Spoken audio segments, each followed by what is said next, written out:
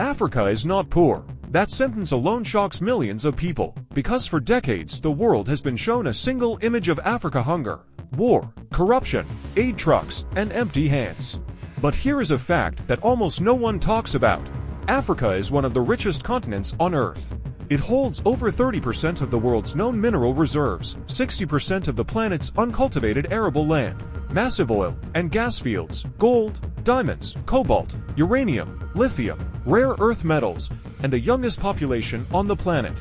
And yet, more than 400 million Africans still live in extreme poverty. How is that possible? How can a land so rich produce people so poor? And more importantly, who benefits from this contradiction? Stay with me, because the answer is uncomfortable, historical, and still shaping your world today. To understand Africa's poverty, we must first destroy a myth. Africa was not always poor. Long before Europe's Industrial Revolution, before America existed, before modern capitalism, Africa was home to powerful, wealthy, and sophisticated civilizations. Empires that controlled trade routes, minted gold coins, built cities, and educated scholars while much of the world struggled to survive. The idea that Africa has always been behind is not just wrong, it is one of the most successful lies ever sold. In the 14th century, there lived a man named Mansa Musa, ruler of the Mali Empire. His empire controlled enormous reserves of gold and salt, two of the most valuable resources of the medieval world. When Mansa Musa traveled to Mecca in 1324, he brought so much gold with him that he caused inflation across North Africa and the Middle East. Entire economies were destabilized simply because he was too rich. European kings at the time could not even imagine such wealth. Maps from that era depicted African rulers holding golden orbs, symbols of unimaginable riches.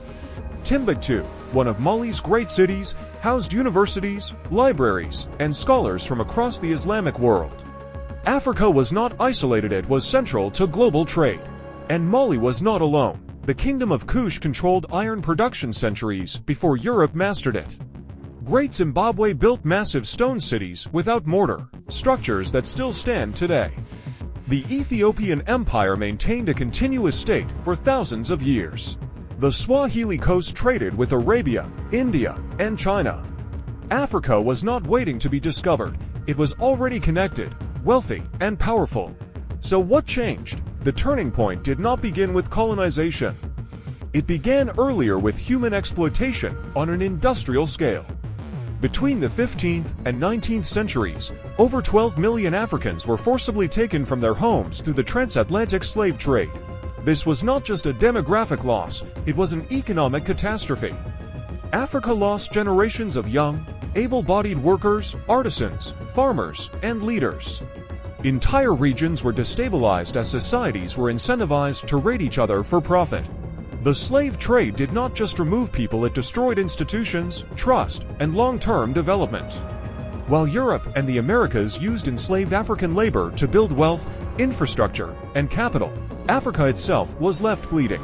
The profits from slavery fueled the Industrial Revolution, financed banks, built ports, and laid the foundation for modern Western economies.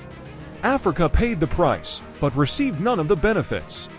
Then came colonization, and this is where the modern story truly begins.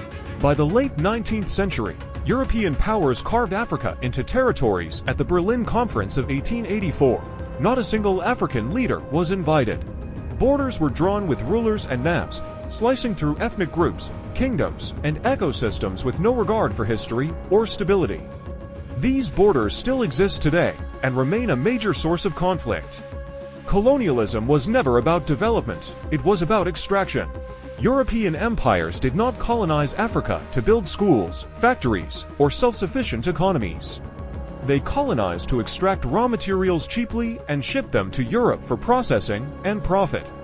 Railways were built, but only from mines to ports. Roads existed, but only to move resources out, not to connect African economies internally. Colonial governments discouraged local manufacturing because it competed with European industries. Africans were forced to grow cash crops instead of food, making them dependent on global markets they did not control. Taxes were imposed to force Africans into wage labor. Traditional systems of governance were dismantled or manipulated. Education, when allowed, was limited to producing clerks and laborers, not engineers, scientists, or industrialists. By the time African nations gained independence in the mid-20th century, they inherited economies designed to serve others, not themselves. But independence did not bring freedom. Instead, Africa entered a new phase: neocolonialism. On paper, African nations were sovereign. In reality, many remained trapped in systems they did not design. Former colonial powers maintained control through economic pressure, political interference, and corporate dominance. Multinational companies continued extracting minerals, oil, and resources, often paying minimal taxes and wages. Profits flowed outward. Environmental damage stayed behind. Take minerals like cobalt, essential for smartphones, electric vehicles, and renewable energy technologies. Over 70% of the world's cobalt comes from the Democratic Republic of Congo. Yet the country remains one of the poorest on Earth. Why? Because raw materials are exported cheaply, while finished products are sold at massive profit elsewhere. Africa provides the inputs, the world captures the value. This is the core of the problem. Africa is rich in resources, but poor in value capture, and this is not accidental. Global trade systems reward countries that manufacture, innovate, and control technology. Countries that only export raw materials remain trapped at the bottom of the economic ladder. Prices for commodities fluctuate wildly, while finished goods maintain stable, high margins. Africa is locked into selling cheap and buying expensive. Then there is debt.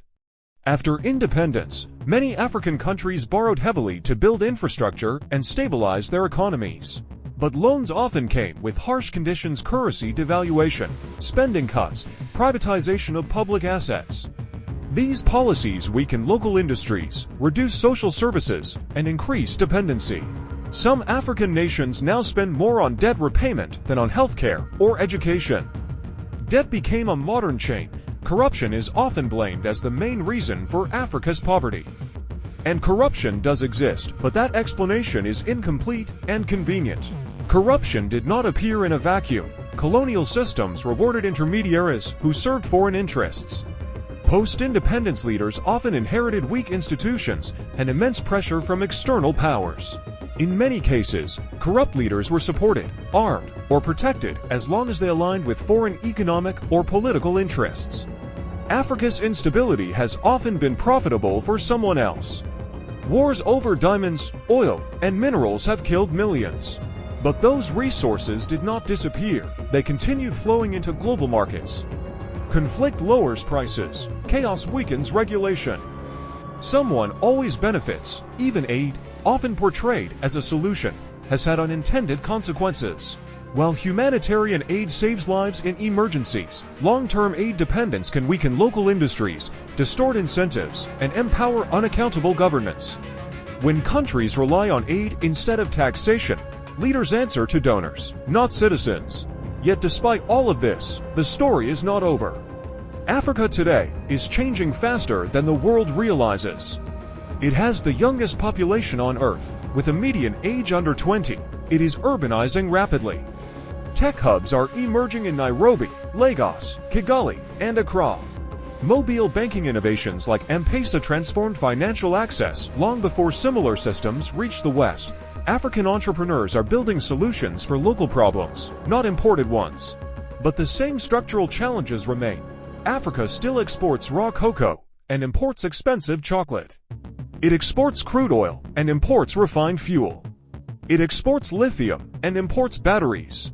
Until this changes, until Africa industrializes, controls supply chains, and captures value, the contradiction will continue. So why are Africa's people poor? Not because of a lack of resources.